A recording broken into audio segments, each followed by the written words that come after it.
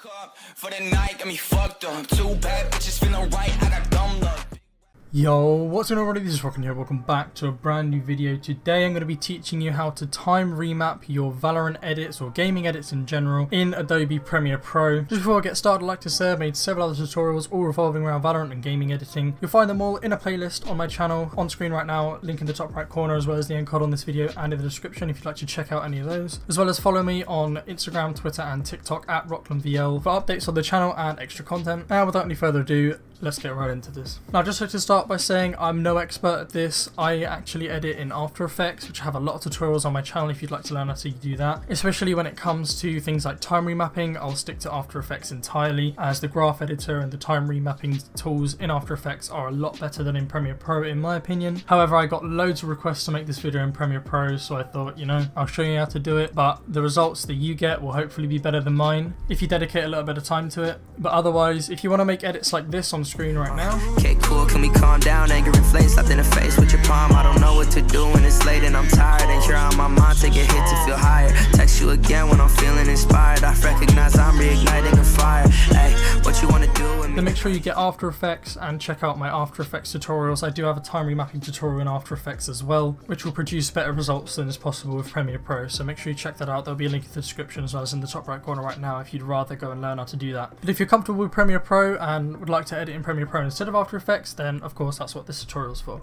There's two methods I'm going to show. One is the simple, quick and easy way with minimal time remapping. We're literally just going to slow clips and speed clips up so that they fit the beats. And then the second method is going to be where you're going to add more of that flow and have speed ramping, rather than just hitting clips on beats. So to start off with, all you're going to want to do is drag in your clip and your song into Premiere Pro. I presume you've already done this or know how to do this. Literally just drag and drop it straight into the project. And we're going to want to make a new sequence for our clips. I'm just going to click on it, right click, new sequence from clip, and there you go, it's right in here. Now what I would do for my clips is straight away right click, hit unlink and delete that audio, as I always like to add my audio later. When we start time remapping and speeding up and slowing down, it really messes with the audio and it does not sound good. So I'd always add the audio back after the fact. If you'd like to get the sound effects for the guns and other things like that in Valorant specifically to add back after the fact, I do have a sound effects pack on my channel on screen right now in the top right corner, as well as linked in the description if you want to go and download those. They're completely free. And yeah, once you've done that, you're going to want to find the part in your clip that you want to use. I'm actually using the exact same clip as I did in my After Effects tutorial just for the sake of consistency, and it's around here where I peek around the corner and get 2 kills. And we're going to want to cut it about here. I have custom keybinds, so I just press C to cut it. Otherwise, if you don't, you come over here, grab the razor tool and you just click right there and that's going to make a cut.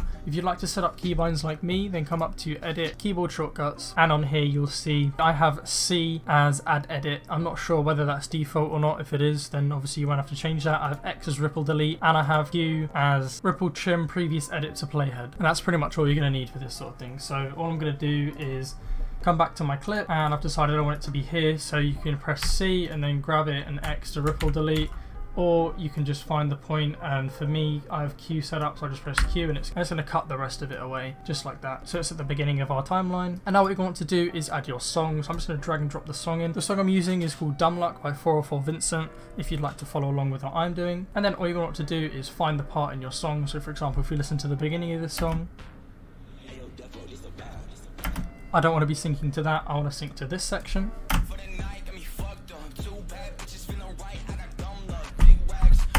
So what I'm going to do is come down to my song layer and cut it just before I want to start syncing. So that's going to be about here, and get rid of that. And as you can hear now,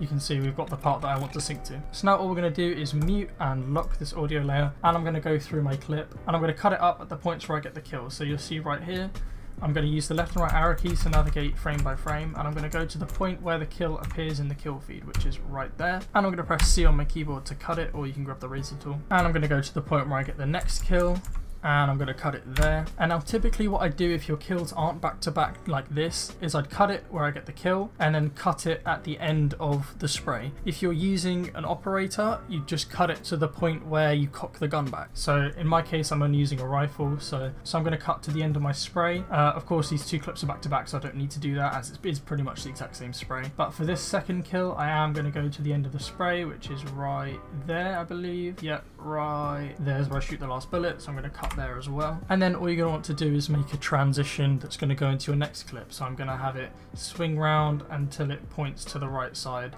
and I'm going to have a cut right just as he flicks the magazine out there, something like that. And I'm just going to drag the rest of this clip off and to the side. We don't need to worry about that right now. If we need any more of that, we can bring it back down later, but for the time being, we should just need these four. Now what you're going to want to do is try and make these four sync up with your song. So you'll notice on my song layer I have these little markers here. As you can see, these little markers which have been placed at the points where the beats are. Of course you won't have these. In order to add them, all you need to do is listen to the song and press M on your keyboard to add the marker. You'll notice if you press M, it's just going to make it appear up here. You make sure you're actually on the song layer and then press M, and you'll see the marker will appear right here. So if I just listen through, I'll go to a point that I haven't marked, for example over here, and you're going to listen to it and just press M on the different beats.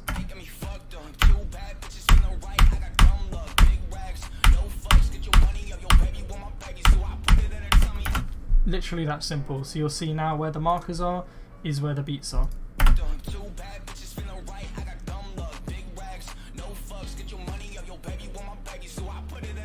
You don't have to be crazy accurate, as you've got the waveform there to help you as well. But just as a general idea of where the beats are, it's ideal to have markers. If you don't want to use markers, you can cut the clip instead like this.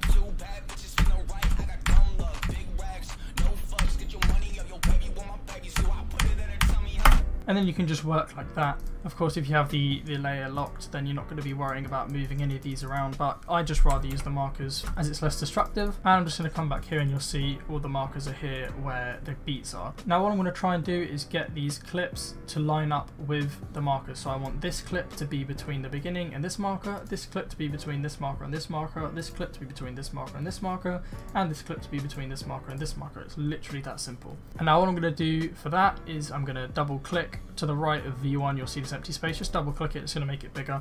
If you want to make it even bigger, just hold Alt and then scroll wheel when hovering over this video channel, and you'll see that it's going to increase the size of it. So I'm going to go to somewhere about there. That looks about right. And then all you're going to do is come to your clip, right click, hit time remapping and speed, and you may as well just do this for all your clips because you're going to need it on all of them. So time remapping speed, time remapping speed, time remapping speed.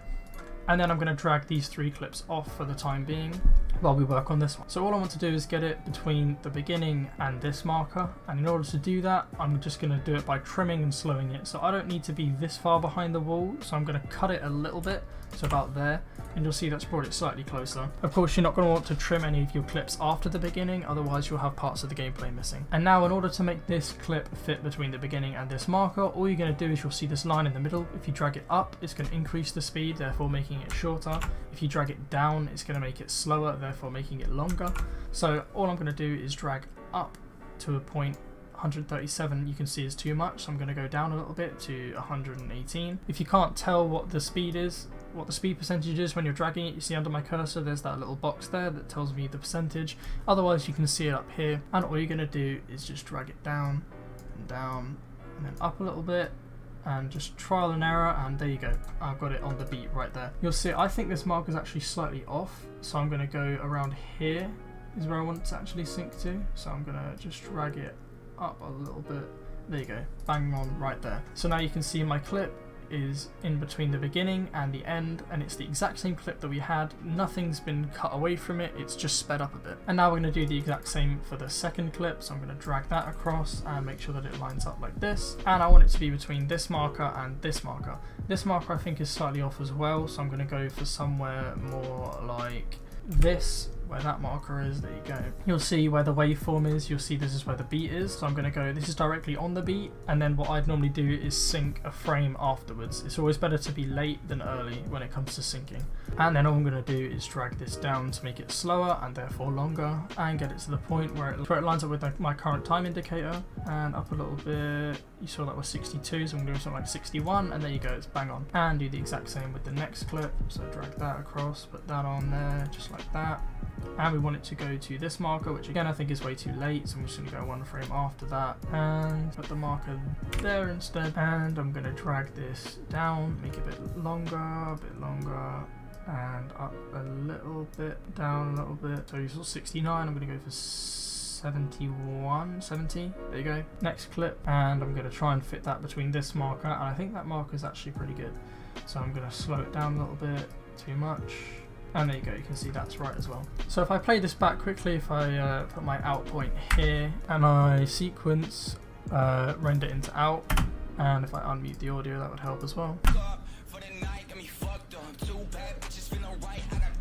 So as you just saw, the clips are perfectly synced, the kills are on the beats and everything like that. That's just a quick, easy, dirty way to get the result that you're looking for. It's not particularly smooth, and the speed doesn't particularly ramp very well or anything like that, but the kills are on the beats and it syncs to the music, and if that's what you're happy with, then that's pretty much all you need to know. But we're going to move on to the second part of the tutorial now, where I teach you how to add keyframes and how to speed ramp more so that it adds a bit more flow and smoothness to your syncing. So what I'm going to do is just clear my in and out, and I'm going to drag these 3 clips away again, and we're going to come back to our first clip. I'm going to mute the audio so it doesn't make that annoying noise, and all I'm going to do is come right to the end of my clip, so 1 frame before the end, hold Control on my keyboard, and I'm going to click on this line, and you'll see that's going to add what's called a keyframe. You'll see it up here as well. And now all you're going to want to do is drag the left handle of it. You'll see there's 2 handles, the right and the left one. You'll see the right one will jump to where my current time indicator is as soon as you drag it.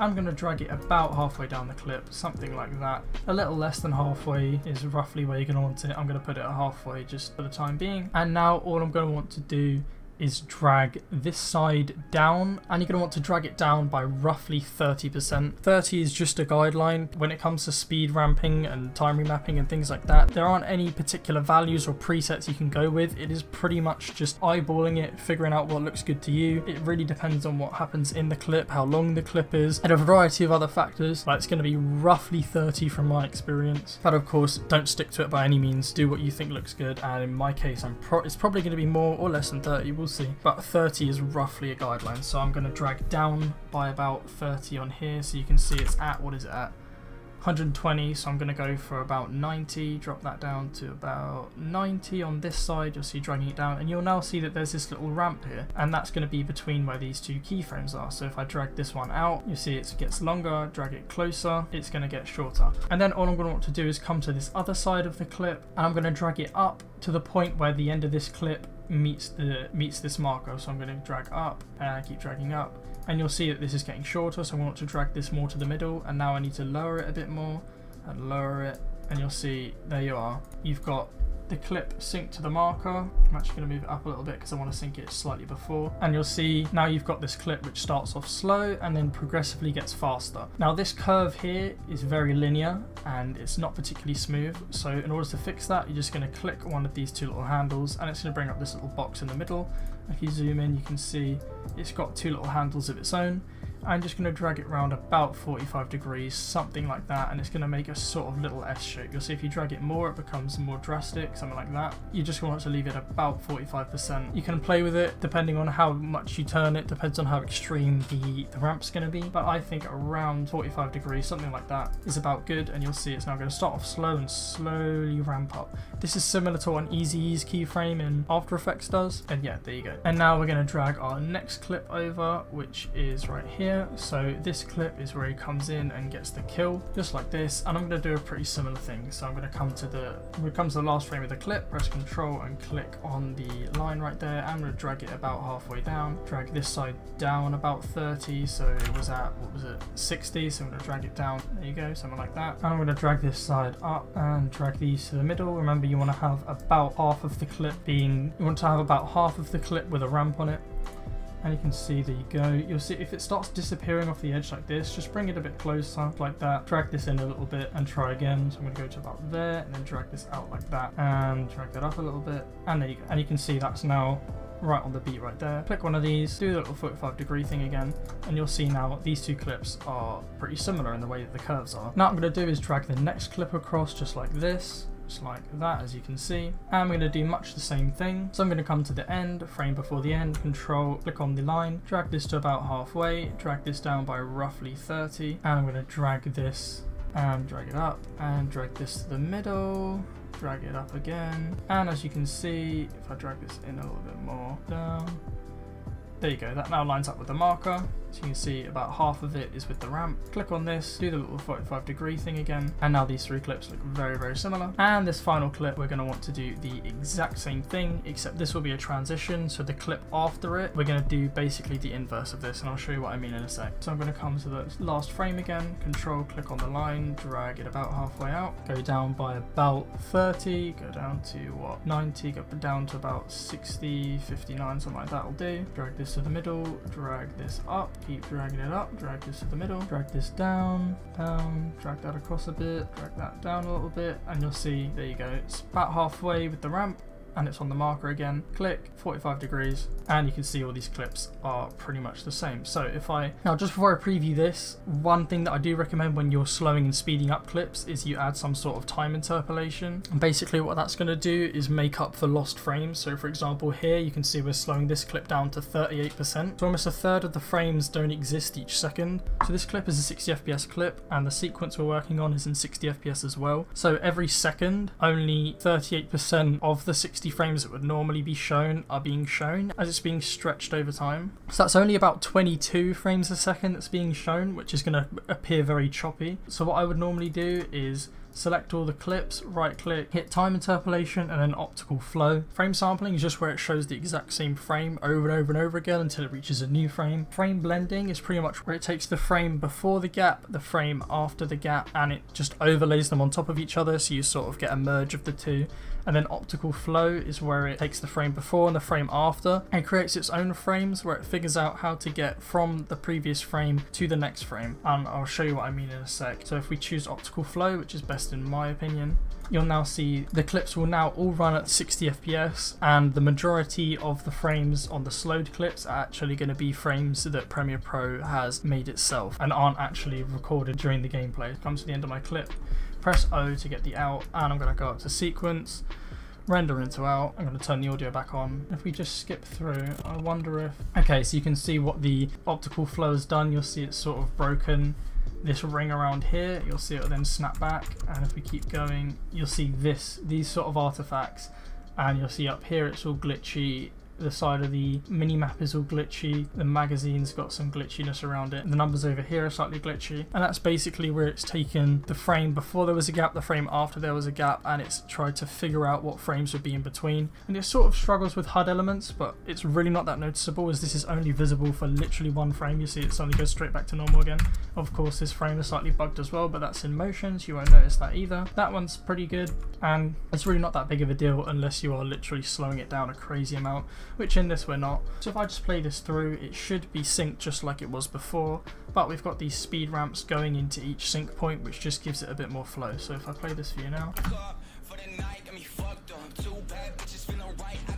you can see it speeds up into each kill. Of course, it's nowhere near what you're going to get if you start using After Effects, but After Effects really is where it's at if you want to take time remapping seriously. So if you don't already have it and you want to make edits like mine, then I recommend you get it, as well as the majority of the tutorials on my channel are all on After Effects. So the next thing to do is to transition between this last clip and your next clip. So for me, all I'm going to do is use the exact same clip that I already have. So I'm going to delete this excess over here and drag and drop the clip in again. Careful to not cut my audio off, unlink and get rid of that, drag it down, and I'm going to want to cut to, say, this point where I come around the corner right here, and I'm going to get rid of this, drag this down, and now what we want to do is a complete inverse of what happened here. So you can see here it's speeding up and up and up, and here we're going to want to have it start off fast and then slow down coming out of it, so it should look like a little hill here. So in order to do that, I'm going to right click up here again, time remapping speed, and I'm actually going to add the time interpolation from the beginning just so I don't forget to do it later. And I'm going to come in one frame, control click on the line and drag it out so that it matches the length of this one. So I'm going to say about there, so these two are about the same width apart. I'm going to come in and drag this side up. Now you're going to want to try and match what it is on the other side. So over here you can see it's 183, so I'm going to come into here and drag this up to around the same number, so 183, and I'm going to click this little handle here and do the 45 degrees, and there you go. You can see we have this sort of little mountain. Might drag that out a little bit more. And now if I play this back, you can see there's a very seamless transition between these two clips. So if I play it again real quick, just the transition. You can see it's very quick, very sudden, speeds up gradually and flicks into the next clip, just like that. And that's pretty much the basics of time remapping in Premiere Pro. Like I've said before, if you want to take it seriously and make edits like mine, then I urge you to switch over to After Effects when it comes to time remapping. It is 10 times easier in After Effects. Now I'm sure if you put enough time into it, and I'm sure there are people out there who can pull off similar sort of flow in their edits using Premiere Pro, but if it's just for the occasional highlight reel here and there, then syncing in Premiere Pro is simple and easy enough. It really just depends on the type of edits that you want to do. But that's pretty much my spin on time remapping in Premiere Pro. There are other methods to do it, so for example where you don't cut the clips and you literally just time remap the whole way through, and you set the keyframes to easy ease and they pretty much just sort themselves out and things like that. But for me, this made the best results. I did actually try when I was practicing for this video lots of different methods of time remapping. As you can see here, I tried it ramping out, doing the hills on pretty much each one. Here you can see I tried doing it all in one go without cutting it. Here is pretty much what I've just taught you what to do, where you cut it and then have the hill where it goes into the transition. Over here I did a similar thing but cutting it in different places and so on, and I found that the way that I just showed you actually had the best results in my opinion. But of course it's up to you to experiment. I've just shown you the basics of how to add keyframes and make curves and how to increase and decrease the speed of your clips. Spend as much or as little time as you like messing around with it, figuring out your style and how you want to do it. But that's pretty much it for this video. I had a lot of requests to make it, so I hope I satisfied your needs. If you want to learn any more effects or any other editing techniques, tips and tricks, then make sure you check out my tutorials playlist, link in the description as well as the end card on this video. And other than that, that's pretty much it for this video, and I'll catch you in the next one.